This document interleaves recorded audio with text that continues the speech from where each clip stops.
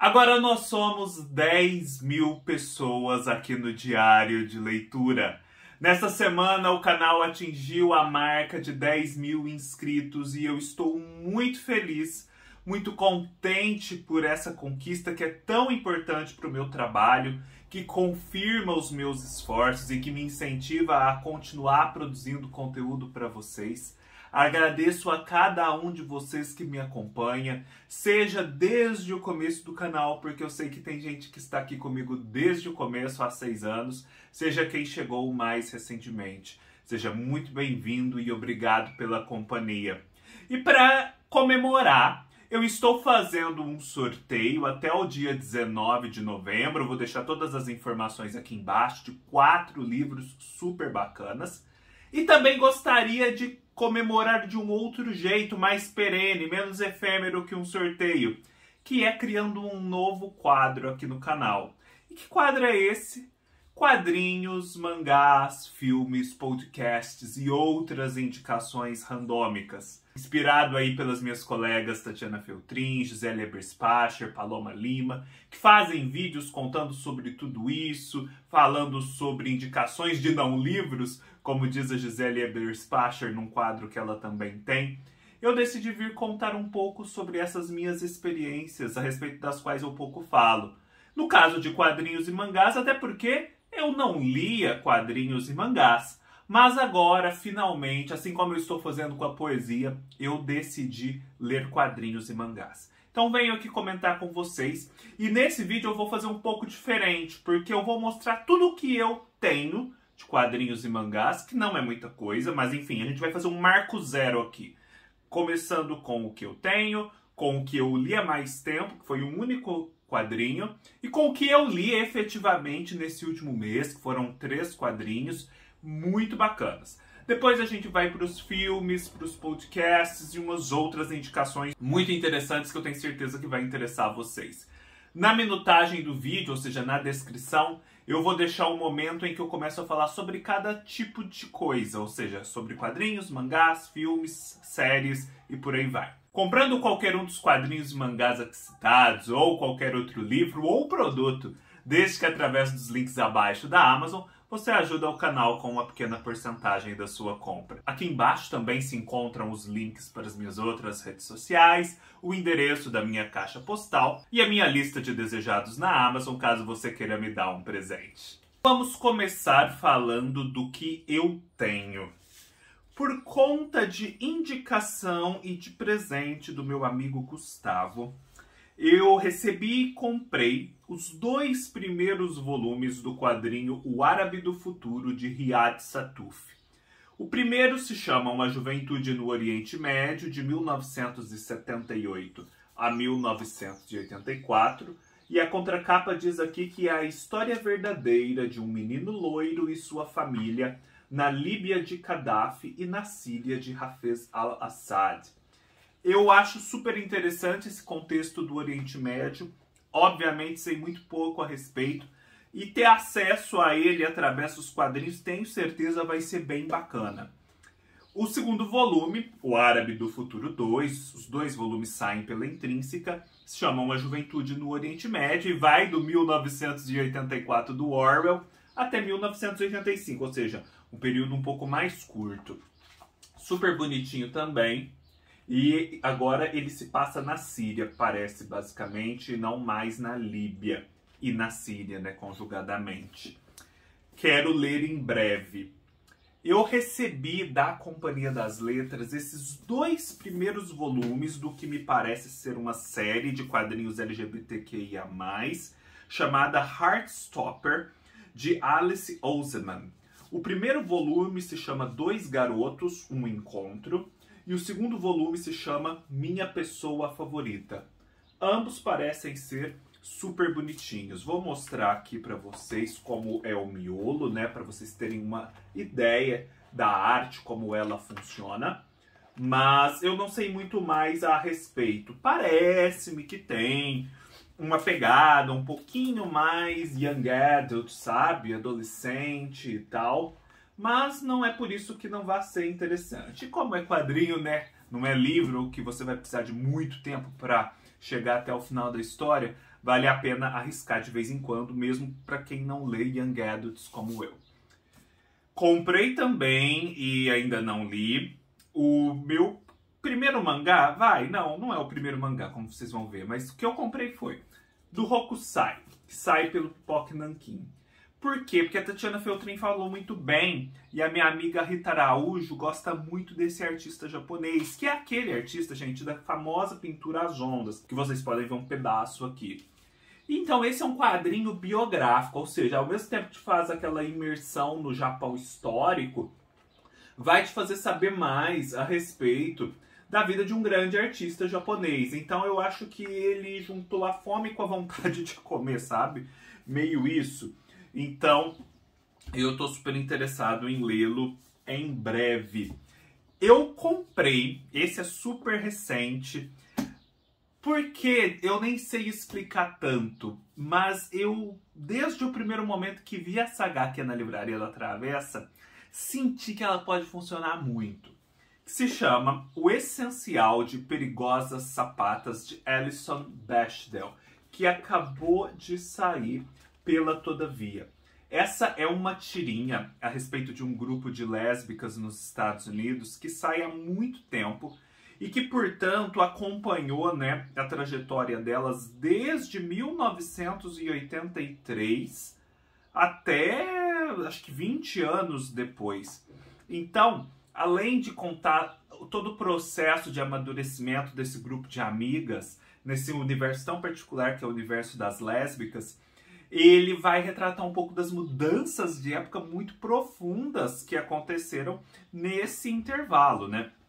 E depois de ter comprado, eu fiquei ainda mais interessado porque a Gisele Eberspacher, que eu já mencionei aqui, fez todo um vídeo dedicado a ele, vou deixar o link aqui embaixo, falando que assim foi uma das melhores leituras do ano e que ela tranquilamente compraria e leria os quadrinhos completos, ou seja, a coleção completa de tudo que saiu de Perigosas Sapatas e não só o essencial como vem aqui.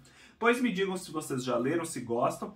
Tá, isso foi o que eu tenho e não li.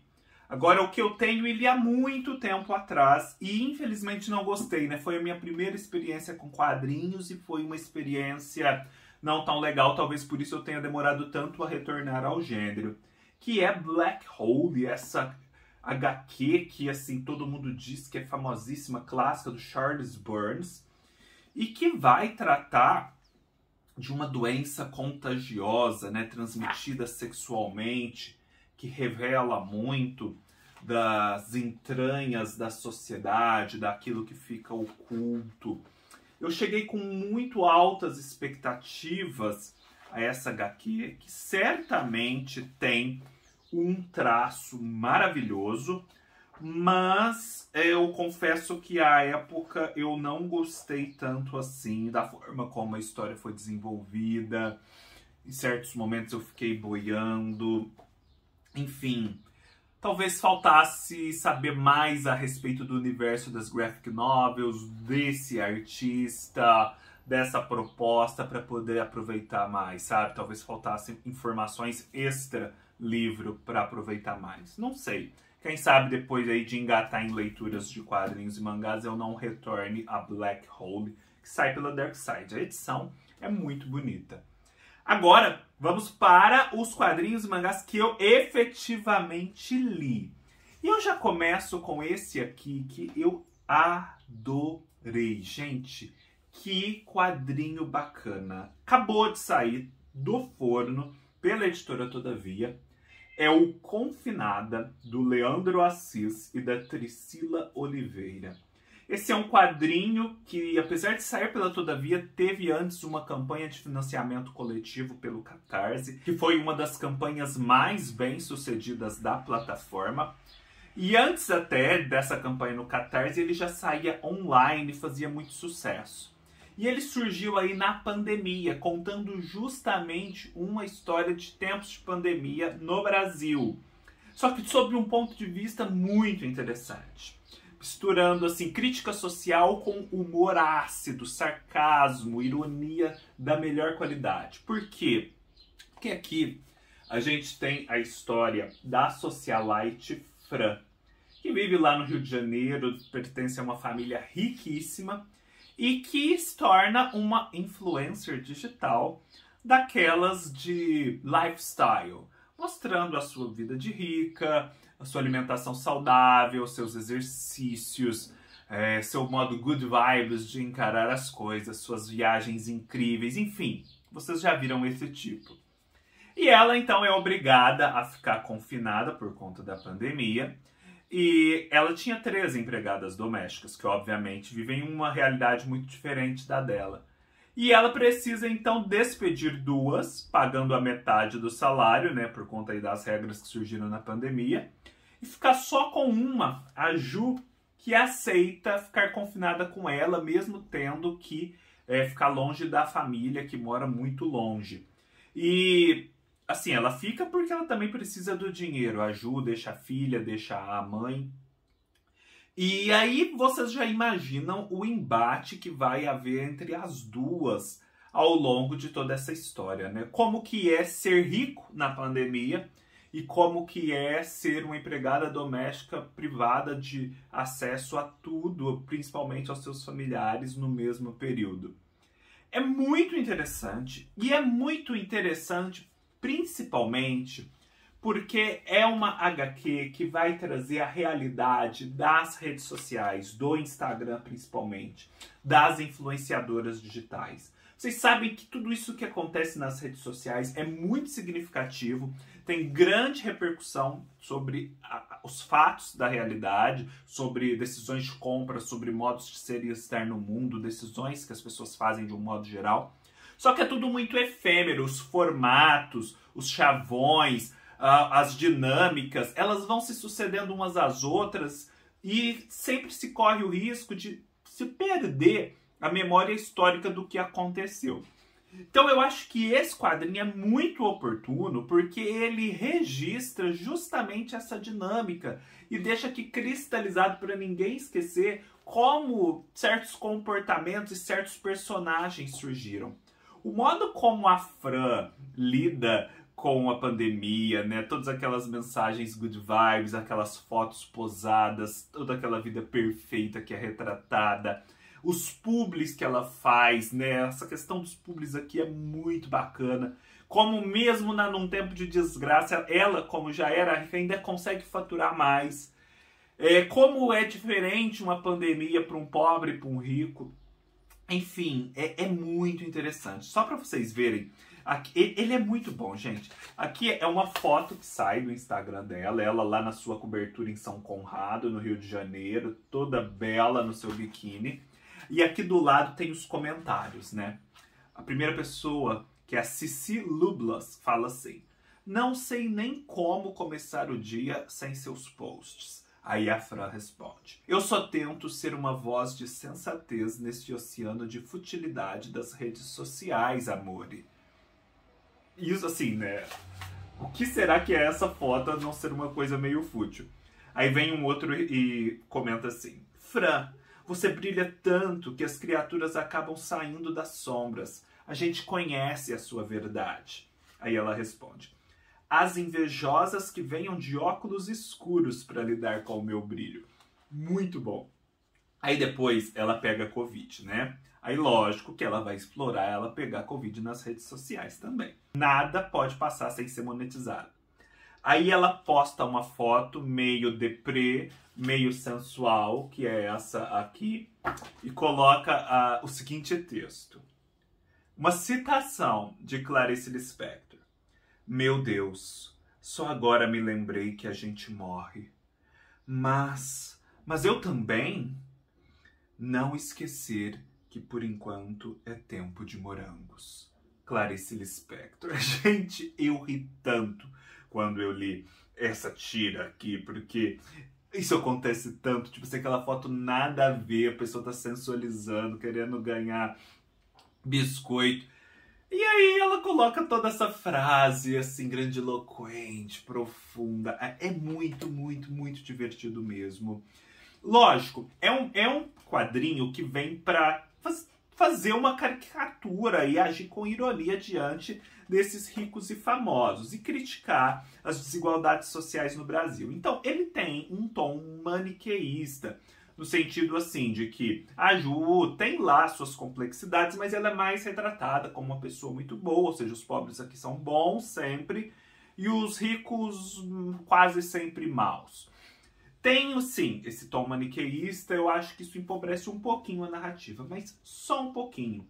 Porque, no final das contas, é uma caricatura, e uma caricatura é exagerada, ela precisa ser exagerada para revelar o que precisa ser revelado.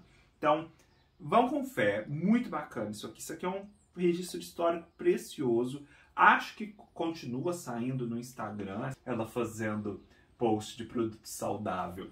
E aí as hashtags que eles colocam é maravilhosa, assim. Aí tem, né, as incoerências, o pessoal se arriscando na pandemia. Ó, dia 10 de quarentena, sempre vendo o lado bom das coisas. Até do coronavírus. As máscaras estão caindo. As pessoas estão mostrando quem elas são. Mas o grande erro do ingrato é esquecer que um dia precisará de você novamente. Na verdade, ela está dando uma indireta às empregadas domésticas dela que não quiseram ficar confinadas. Aí, hashtags, paz, meditação, gratiluz. Gratiluz é o bordão da Fran. Aí tá ela aqui meditando toda serena na sua cobertura em São Conrado. Muito, muito bom mesmo, né?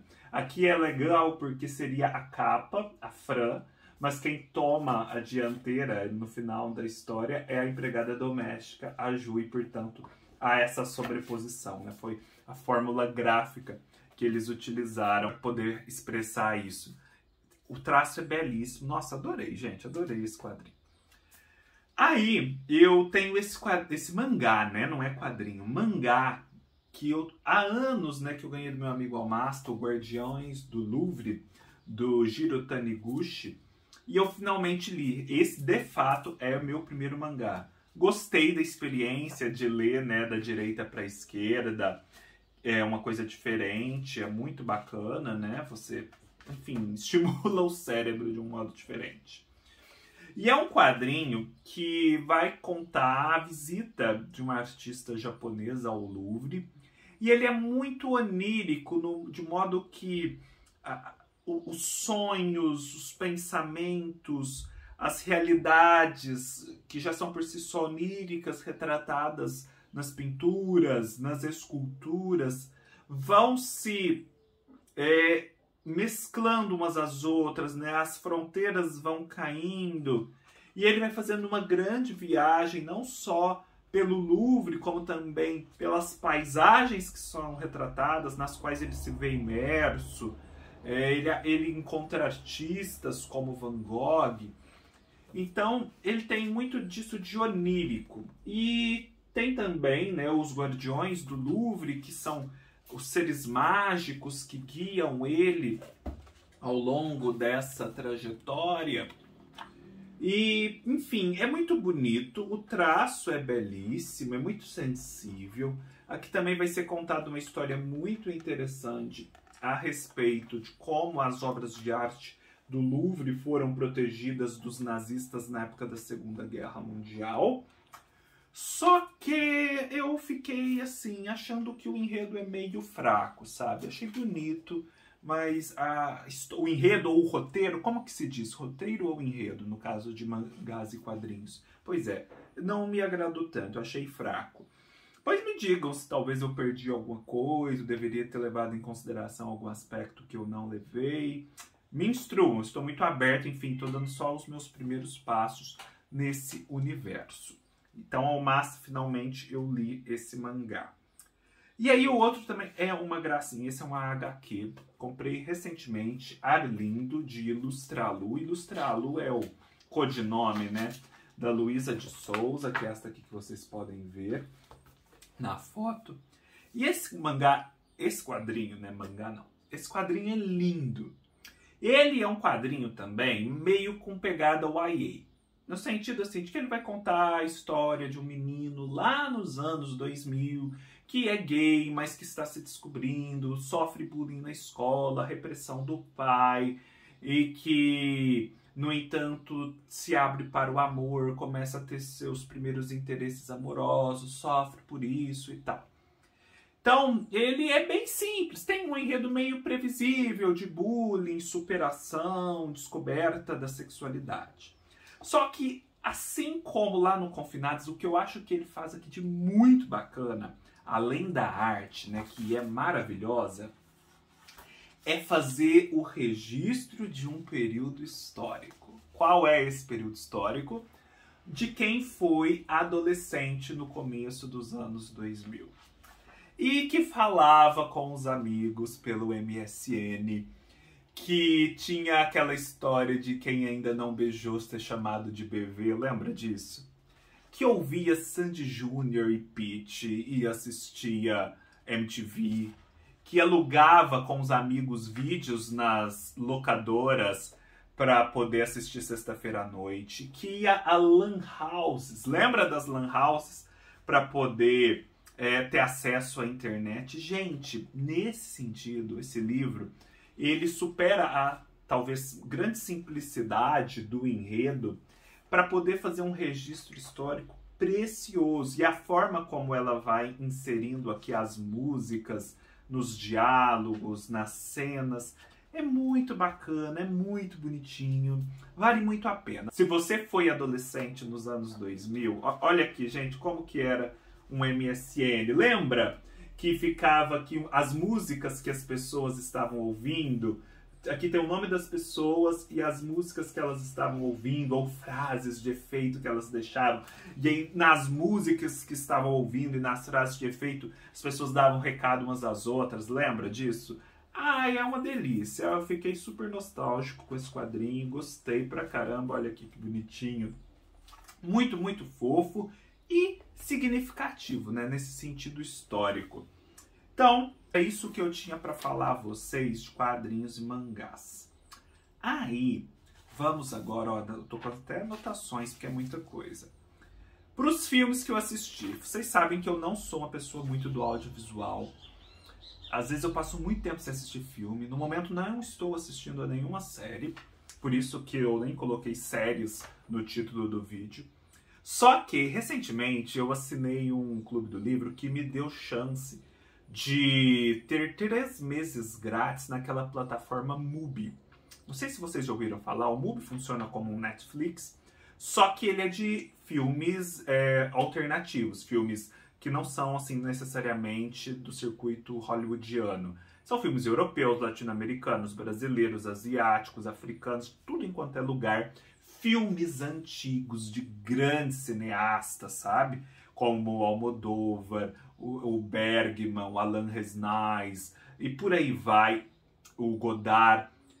E muitos curtas, documentários, coisas assim, fora do circuito comercial. E é muito rico, eu tô me esbaldando nesse MUBI. E assisti muita coisa interessante. Eles estão com toda uma sessão dedicada ao Almodóvar, né, o diretor espanhol.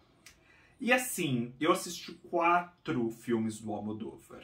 Kika, de 1993, Mulheres à Beira de um Ataque de Nervos, de 88, Maus Hábitos, de 83 e A Lei do Desejo, de 87. Eu estou adorando os filmes do Almodóvar, mas ao mesmo tempo eu estou boiando. Porque, óbvio, é tudo muita loucura nos filmes dele. Então, tem hora que eu fico meio perdido. Mas eu tô aproveitando muito a parte estética dos filmes e o nonsense também me diverte. E os filmes do Almodóvar são esteticamente muito bem realizados. Ele, por exemplo, em Mulheres à Beira de um Ataque de Nervos, faz um uso de cores tão interessante, porque quase tudo no filme tem cores berrantes, e principalmente vermelho. É impressionante como não existe um quadro do filme que você pegue que não tenha algum elemento vermelho berrante, vermelho tomate, vermelho sangue. E isso vai contando uma história também. E é bacana porque ele sempre se vale dos mesmos atores e atrizes, então a gente vê eles em situações diferentes. Ele gosta muito da Rosy de Palma, que é aquela atriz espanhola que tem um narigão super interessante, né? Que tem um jeitão cult e que eu já conhecia de desfiles de moda, porque ela às vezes desfilava para o Jean Paul Gaultier e para o Thierry Mugler. E que eu não sabia, mas é aquela personagem daquele filme incrível chamado Toque Toque, que faz o nome do pai toda hora. Lembra dela? É a Rosy de Palma. Incrível a Rosy de Palma. Olha, eu gostei muito do filme Maus Hábitos, que vai falar a história de umas freiras que têm uma concepção de pecado e redenção totalmente particular e totalmente louca. E é muito interessante esse filme. Mulheres à beira de um ataque de nervos, que tem uma história um pouquinho mais linear, apesar de doidona, que é muito bacana. Kika é o filme que eu menos entendi, mas gostei de ter assistido. E A Lei do Desejo, com Antônio Bandeiras, é bem bacana também. É um filme mais passional e tal. E tem uma cena final que eu acho maravilhosa. A cena final, eu vou contar porque assim, não é spoiler de nada. Vocês nem vão saber exatamente em que contexto se dá essa cena. Mas é tipo assim, acontece um fato X lá num apartamento. E aí tá tudo fechado, ninguém consegue subir. Então tem um monte de gente esperando, né? Meio que um sequestro, uma coisa assim.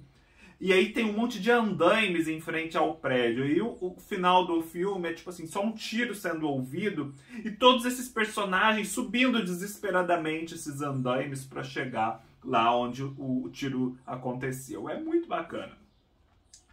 Aí eu tive a oportunidade, né? Porque eu falo que isso é uma oportunidade de assistir. Gente, vale falar que esses filmes são antigos, mas eles são muito bem recuperados. Ou seja, tem uma imagem incrível. É impressionante como o Bubi consegue restaurar a qualidade da imagem desses filmes. Eu assisti um filme maravilhoso, clássico absoluto do cinema, de 1925, que é O Encouraçado Potemkin, do Sergei Eisenstein, que é um cineasta russo, salvo engano. É um filme originalmente produzido para a propaganda soviética, porque vai contar sobre a revolução dos operários diante da opressão. É super interessante, sim, sob esse ponto de vista, o enredo, mas é obviamente um enredo batido. A gente já sabe dessa alta previsibilidade do que vai ser contado. Só que daí, então, ele vai falar dessa revolta que existe no Encouraçado Potemkin, que é um navio de guerra, e dos marinheiros, dos operários, no caso, do exército, que são muito maltratados, mas são em maior número e de repente descobrem a sua força para se insurgir contra o status quo. Só que nisso há toda uma tensão. Essa insurreição ela se propaga para a cidade de Odessa. Depois vem a repressão por parte das forças czaristas. E o filme é muito bem construído, então por isso que ele é tão célebre. Apesar do enredo previsível, ele é mudo, né? Ele só tem música e as imagens, só que ele consegue criar tensão, ele consegue criar expectativa, suspense, toda a gama possível de sentimentos que um filme pode ter só através da montagem, da forma como ele filma, da forma como ele encadeia as cenas e vai fazendo diálogo com a música. Então, realmente, você percebe que é uma obra-prima.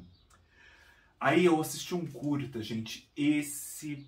Putz, que coisa forte. Assistam. Se vocês têm o MUBI, assistam. É curtinho mesmo, né?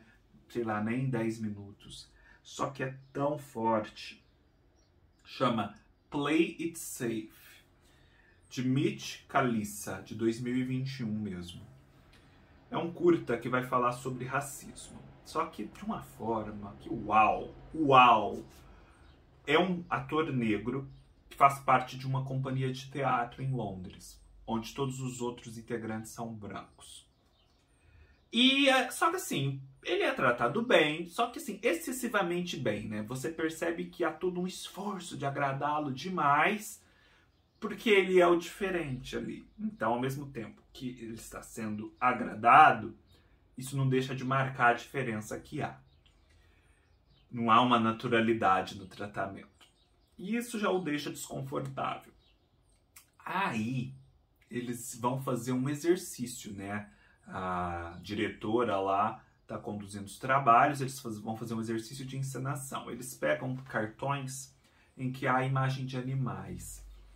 E eles têm que imitar aquele animal, sabe? De um modo muito visceral, muito interessante mesmo, como atores. Eles têm que se entregar àquela experiência, criar um modo de ser aquele animal em cena. Isso vai acontecendo e tal. Aí esse ator negro, que é o único negro na sala, calha dele tirar a imagem de um macaco para imitar. É óbvio que ele fica constrangidíssimo por conta da associação pejorativa histórica que sempre existe entre os negros e os macacos. Vocês sabem de todos os xingamentos em estádios de futebol que passam por essa associação. E ele sabe dessa carga. Ou seja, para ele já não é natural imitar qualquer animal. Então já tem uma restrição aí. Enquanto para os outros, tirar um macaco seria natural. E aí ele fica naquela tensão, você não sabe se ele vai desistir, se ele vai pedir para mudar ou se ele vai enfrentar. E aí tem o desfecho. Eu nem vou falar, porque na verdade o interessante é ver, não é só o que eu vou contar. Não tem como eu reproduzir a sensação. Aí ele decide se entregar, acho que assim, eu sou um ator, então eu realmente tenho que me entregar. Saiu de eu ser um macaco, é constrangedor para mim, por conta da minha situação no mundo, mas eu vou me entregar e vou ser esse macaco em cena. E aí ele atua. Tipo assim, se entrega completamente.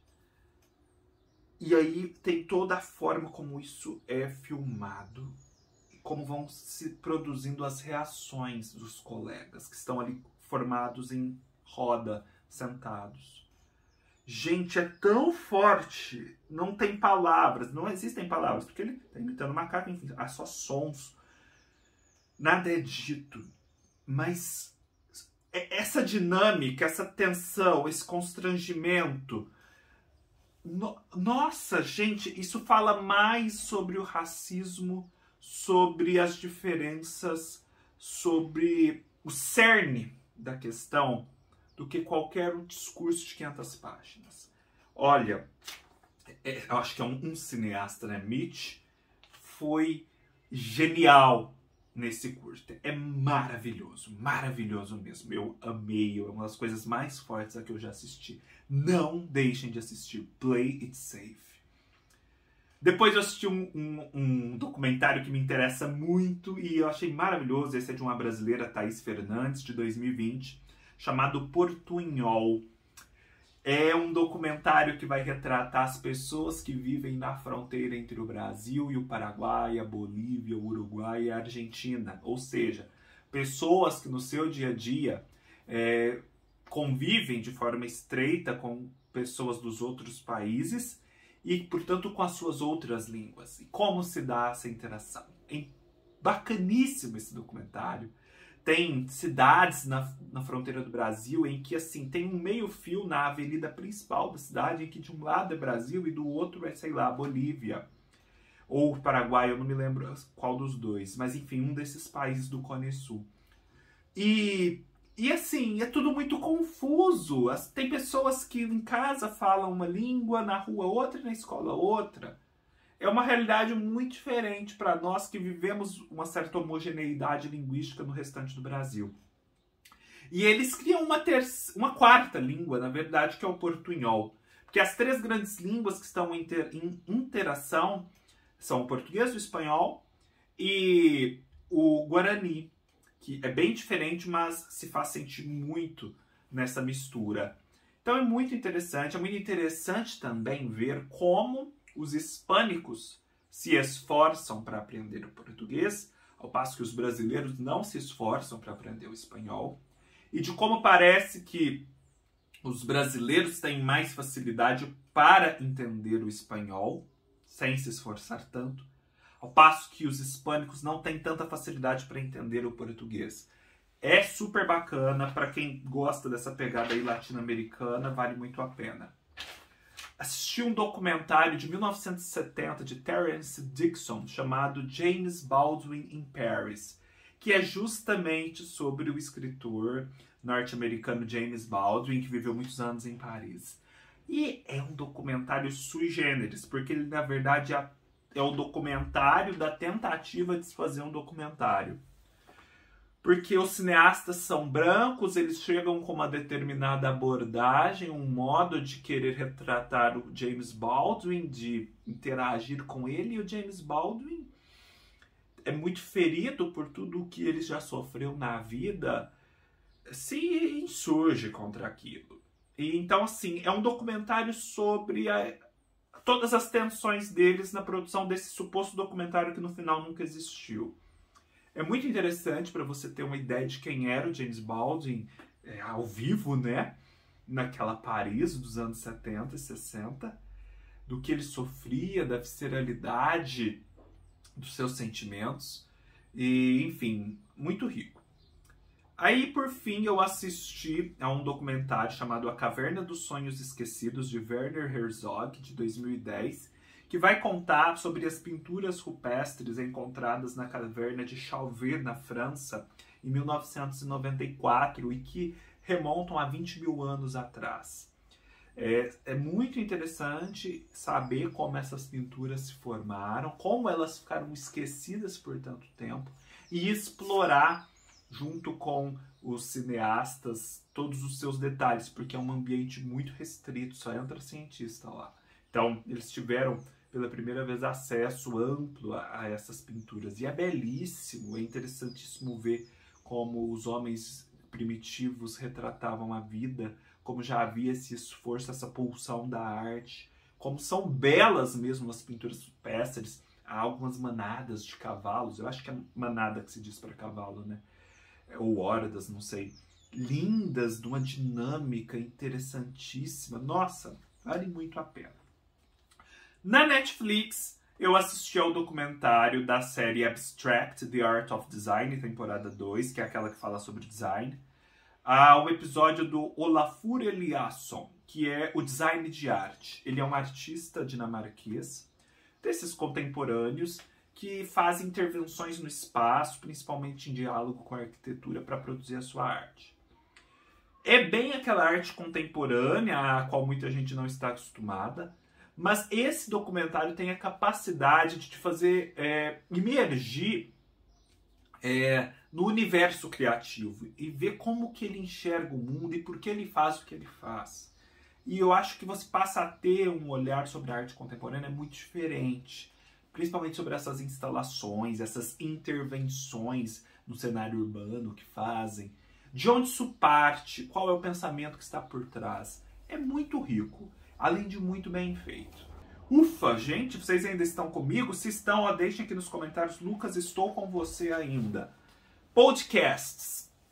Eu mencionei lá no Instagram, eu gostei muito de 2 podcasts da revista 451. Um sobre o Caio Fernando Abreu, naquela série Narradores do Brasil, e outro sobre a Carolina Maria de Jesus. Eu passei a ter uma visão completamente diferente da obra da Carolina Maria de Jesus, de como é a sua vida, e, portanto, a ter um guia melhor de como chegar aos seus livros, sabe? Porque não dá para chegar de qualquer jeito, não. É preciso um preparo prévio. Eu acho que esse podcast já te dá umas pistas muito importantes nesse sentido. Também da Rádio Companhia, eu assisti 2 podcasts muito bons. Ouvi, né, gente? Eu assisti, não. Um sobre o Sérgio Santana, aquele escritor brasileiro sobre o qual eu sempre falo, sobre os últimos momentos da vida dele, né, que morreu infelizmente em 2020 por conta da Covid.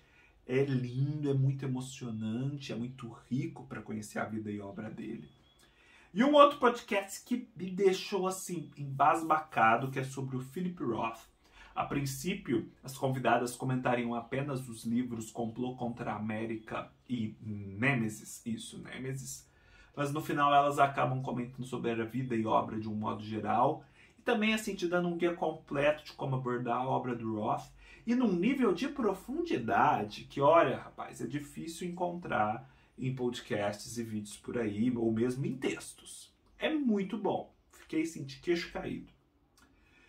Um canal que eu descobri no YouTube, que eu estou maratonando. Como eu não conhecia esse canal antes. É o canal da Jéssica Matos. Foi uma indicação de vocês.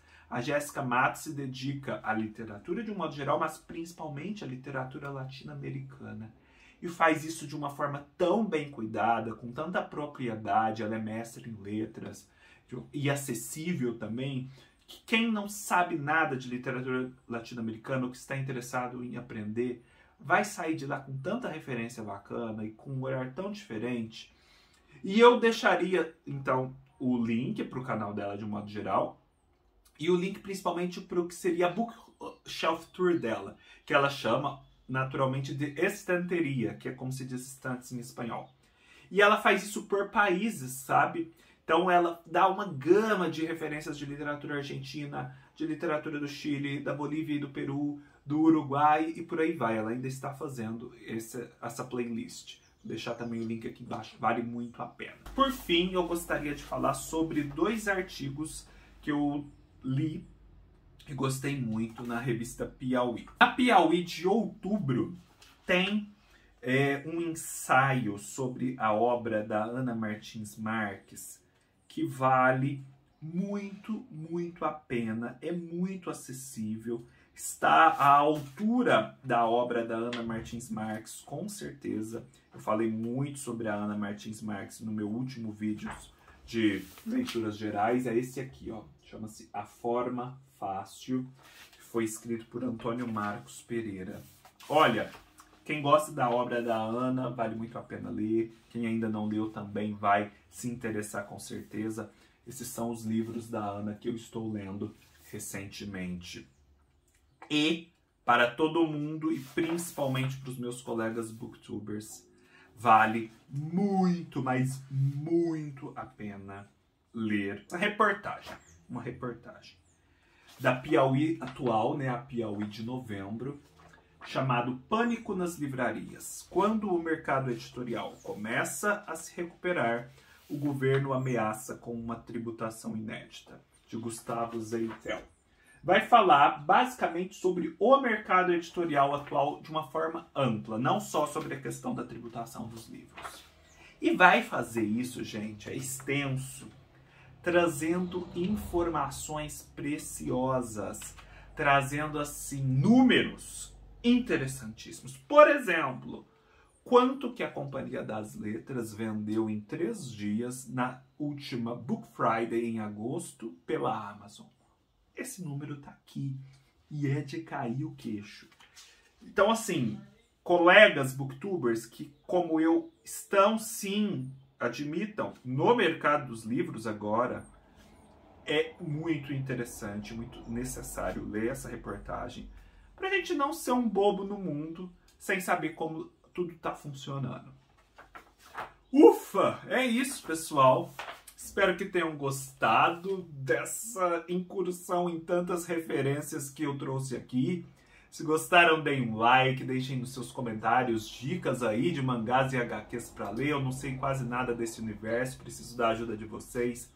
Sigam-me nas minhas outras redes sociais, todos os links estarão aqui embaixo, leiam-me no meu blog. Se estão aqui nessa altura do vídeo, deixem um comentário dizendo: Lucas, estou aqui ainda. Comprem através dos links abaixo da Amazon e ajudem o canal. E nos vemos numa próxima oportunidade. Até mais!